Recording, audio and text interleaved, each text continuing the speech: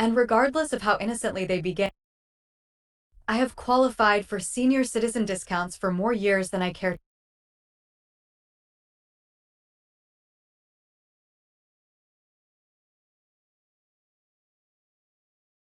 I used to laugh about my father looking through the obituaries every day during the later years of his life. I'm not laughing anymore. I have qualified for senior citizen discounts for more years than I care to admit, and it is a rare month when I do not note the passing of a former classmate or colleague, friend or relative, or at least a celebrity, who is the same age as I am or younger. And regardless of how innocently they begin, conversations with friends in my age cohort inevitably circle back to health or healthcare. Occasionally, there is even an animated discussion of how we will handle hypothetical future scenarios where we face potentially life-ending circumstances. What would we be willing to do, or not do, to buy more time? And how much more time would be needed to make the expense and suffering inherent in such measures worthwhile?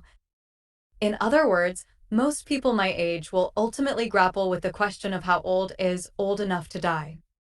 Our reactions to death change as we age. Reactions to a death depend very heavily on the age of the deceased person, but also depend on the age of the person who is making sense of that death. I vividly remember that when I was a young adult, learning of the death of someone in their 60s or early 70s provoked no great sense of shock. After all, isn't that old enough to die? I am no longer quite so cavalier about deaths in this age range, and to use the phrase struck down in their prime would not seem as entirely misplaced to me as it once might have. One can gauge how others feel about death by listening to the words they choose when discussing the recently departed person. Deaths of anyone under the age of 50 are almost always described as tragically young, especially in the case of children or teens. And while a person who dies in his or her 50s is often referred to as dying young, the word tragically is seldom used. People in their 60s are a bit trickier to classify. They are not commonly thought of as young, but they did not really get to be old either. A death in one's 70s is more or less accepted as normal, and the 80s are widely considered to be ripe old age and a very full life. Anything much over 90 is insanely successful. How do older people feel about death? Given how much nearer the specter of death looms for older people, one might expect that anxiety about death would peak during this time of life. However, research has consistently shown that this is not the case. Death anxiety is higher among middle-aged adults than it is among the elderly, and older people often worry more about the death of loved ones than about their own death. Studies show that older adults mostly worry about dying badly. They are anxious about the process of dying, rather than about dying itself, and they worry about the impact that their death will have on those left behind. Consequently, the focus among the elderly is very much on quality of life rather than length of life, with dementia frequently mentioned as the most feared boogeyman of them all.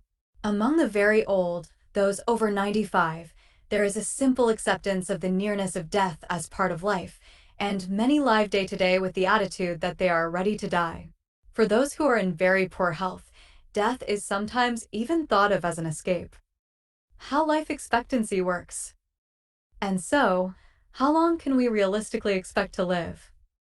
Life expectancy is a frequently misunderstood concept. I have encountered individuals who, knowing that ancient life expectancies were quite short, believed that people living in prehistoric times simply dropped dead at the age of 35 or 40 because that was their life expectancy. Life expectancy does not work that way. Consider a hypothetical population of humans in which every person who is born either dies immediately after birth or lives to be exactly 100 years old. When we compute the average age of death in this population, that is, their life expectancy, we find that the life expectancy for this group is 50 years of age. Note that no one is actually dying at age 50, it is simply an average. Historically, life expectancies have been driven down by the horrific mortality rate among young human children. As recently as 1900, worldwide life expectancy was only 32 years of age, but this does not mean that it was common for adults in 1900 to die when they were about 32. In modern hunter-gatherer societies and prehistoric human populations, a person who successfully navigated the perils of childhood and reached adulthood had a pretty good chance of making it to 60 or even 70. The Old Testament, Psalms 90 verse 10, description of the human lifespan as being 70, was probably about right on the money for the times.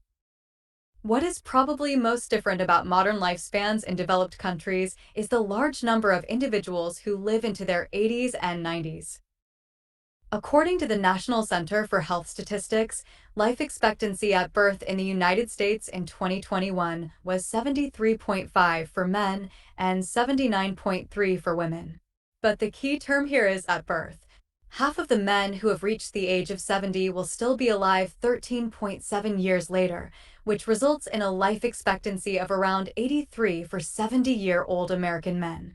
Similarly, a 70-year-old American woman can expect to live for 15.9 more years, reaching about age 86. Hence, your life expectancy is a moving target that increases as you age. In the end, the age at which a person thinks they are old enough to die is a highly personal judgment that fluctuates with one's age, health, and other life circumstances. My goal in writing this post is to provide a context to help readers resolve a question that many are destined to face.